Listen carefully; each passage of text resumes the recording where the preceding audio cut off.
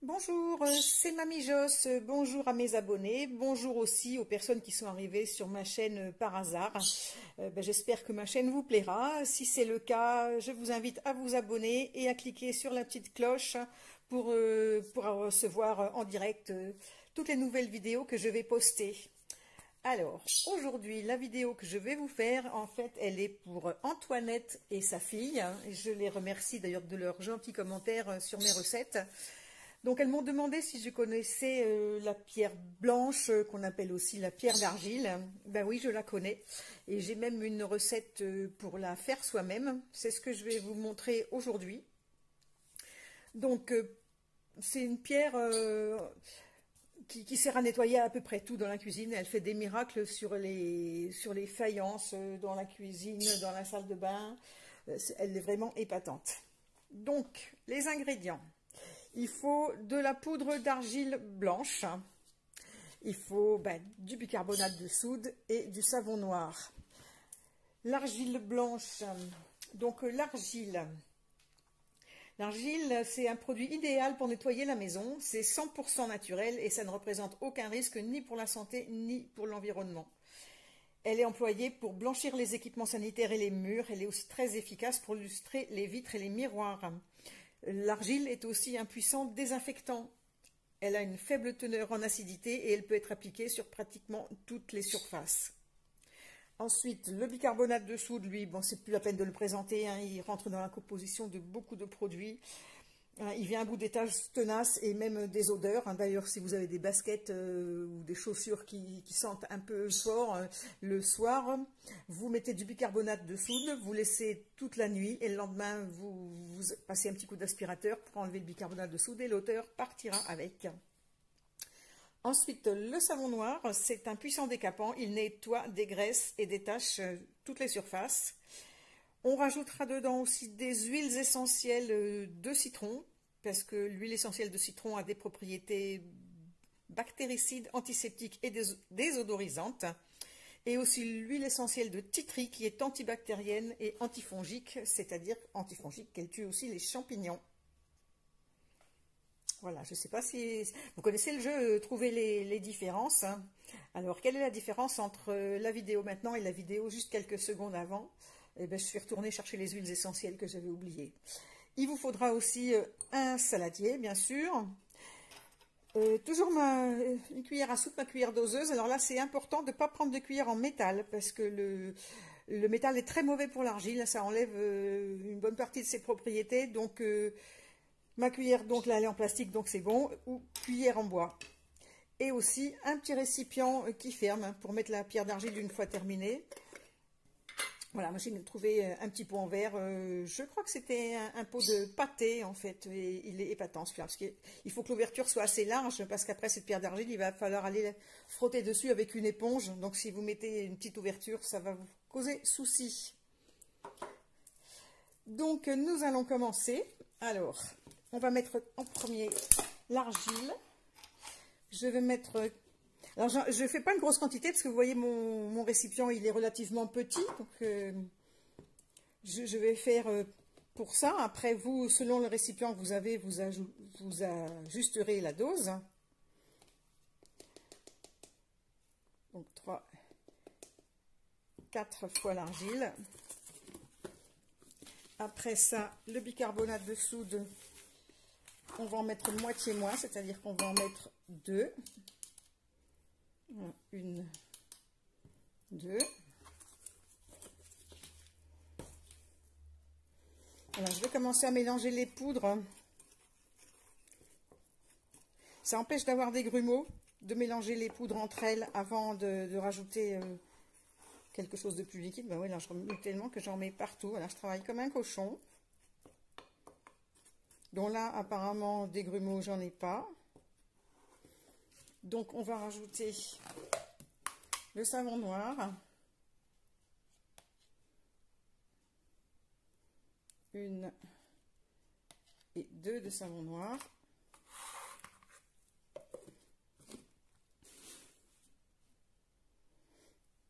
Hop. Bon, décidément, ça continue. Aujourd'hui, je suis pas douée, hein. Et les huiles essentielles, on va mettre...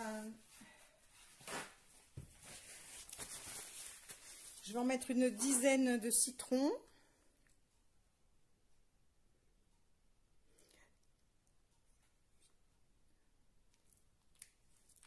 Et je vais en mettre 5 de titri. Bon, après,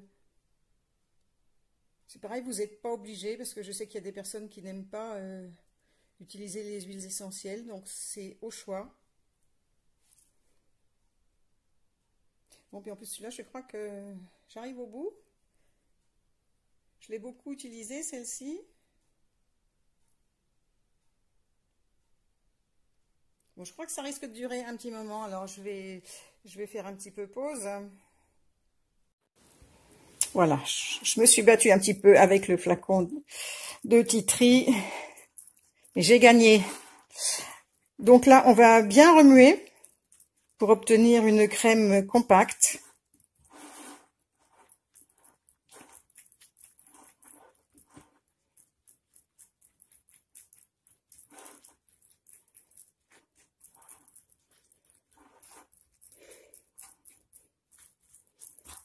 Bon, je vais vous épargner aussi la longueur du mélange. Voilà. J'ai remué. Donc, vous voyez, on obtient une espèce de pâte compacte. Là, je pense que le mélange, il est bien. Alors, je vais transvaser maintenant ça dans mon petit pot. Je vais m'aider avec mon couteau. Finalement, en fait, la quantité, ça, je crois que ça en fait pas. Je pensais que j'en aurais plus. Bon, c'est pas grave. Pour une première fois.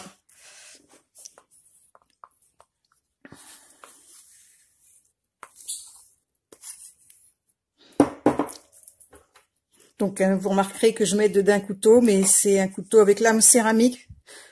Toujours pas de métal.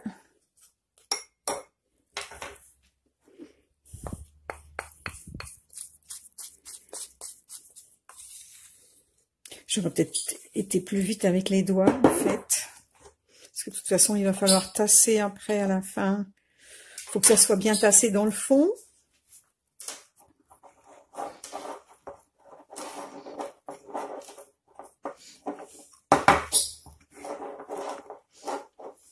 Ma cuillère ne va pas du tout. Oui, on va faire ça avec les doigts. Allez.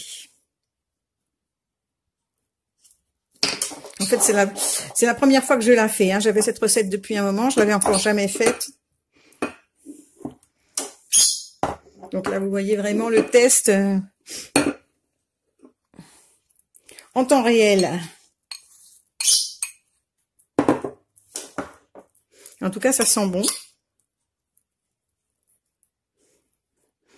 Voilà, il faut que ça soit dans le fond du pot, parce qu'après, on viendra avec une éponge humide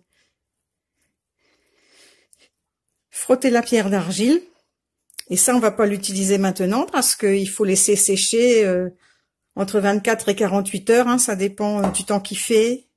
Bien sûr, faut pas refermer le pot tant que c'est pas sec, hein, parce que ça empêcherait le séchage. Bon, écoutez, je vais couper là.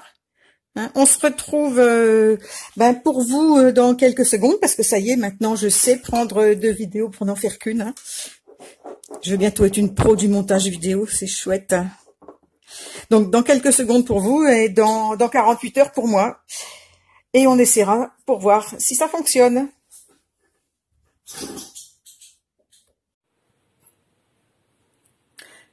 Alors voilà, 3 jours plus tard. Alors, 3 jours pour moi, quasiment instantanément pour vous. Hein. Je vous disais qu'il fallait laisser sécher 24-48 heures. En fait, moi, j'ai laissé 3 jours. Parce que déjà, j'ai pas eu le temps de faire la vidéo plus tôt. Et voilà. Donc, j'ai ma pierre d'argile maintenant qui est sèche. On va essayer, voir si ça fonctionne. Donc, il faut prendre une éponge qu'on va humidifier. On passe l'éponge sur la pierre d'argile et on frotte.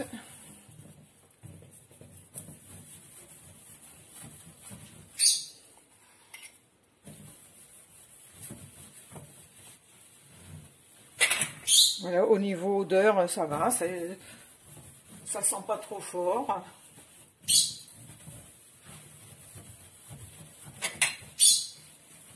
Voilà, on va nettoyer par là aussi. Là, je sais pas du tout ce que je filme. En fait, je suis devant la caméra, on doit avoir un morceau de moi. Parce que j'ai remarqué, c'est mon défaut aussi. Des fois, je filme des trucs qui sont pas en face de la caméra. Mais bon, le principal, c'est le résultat. Donc voilà, je frotte partout.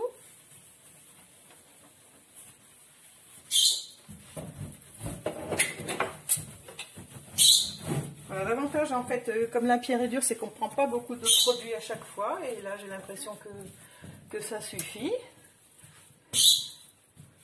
Ensuite, on va rincer.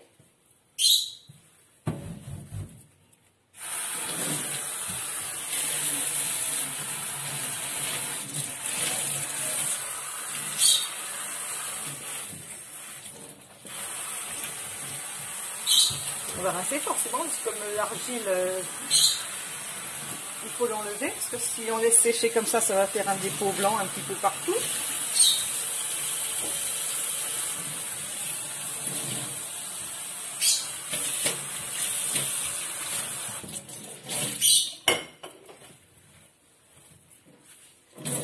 Ben voilà, c'est nickel.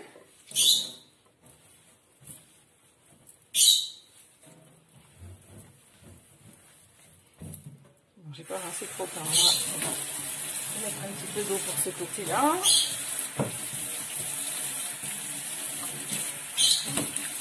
C'est tout propre. Hein.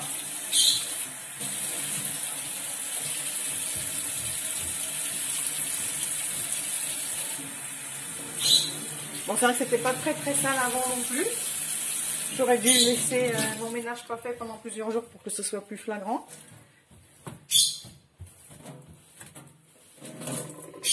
Et là, je pense que ça se voit quand même à l'image. Hop.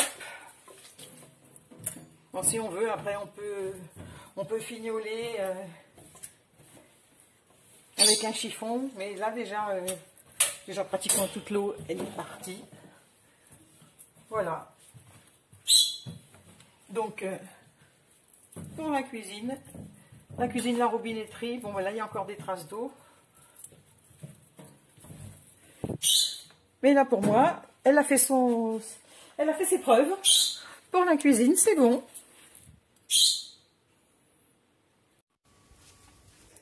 Voilà, on va faire aussi un petit test sur la plaque de cuisson. Donc, toujours pareil, je frotte mon éponge sur ma pierre.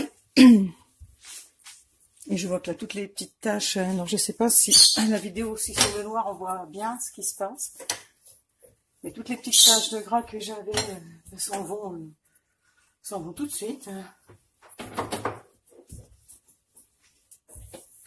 Bon, là, c'est vraiment indispensable de rincer, parce que forcément, en plus sur le noir, je vais avoir des traces blanches, hein, si on laisse sécher comme ça.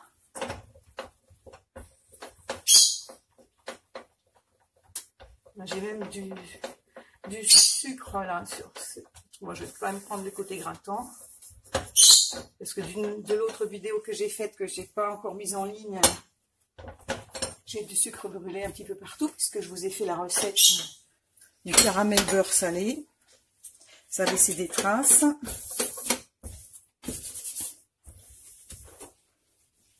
Mais apparemment, c'est bon, hein.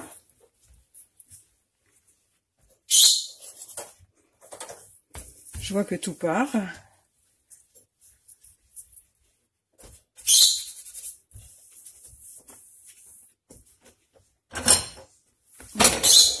Un petit peu de rinçage.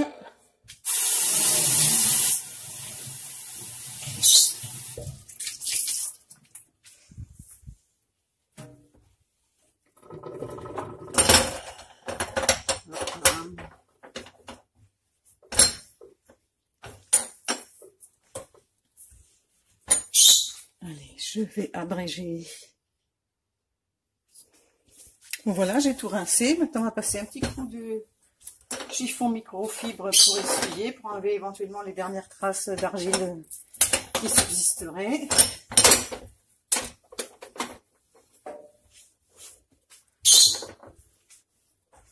Voilà, et ma plaque de cuisson, elle est nickel. Parce que le microfibre, en fait, c'est vrai que ça absorbe pas trop l'humidité. J'ai l'impression que j'étale plus.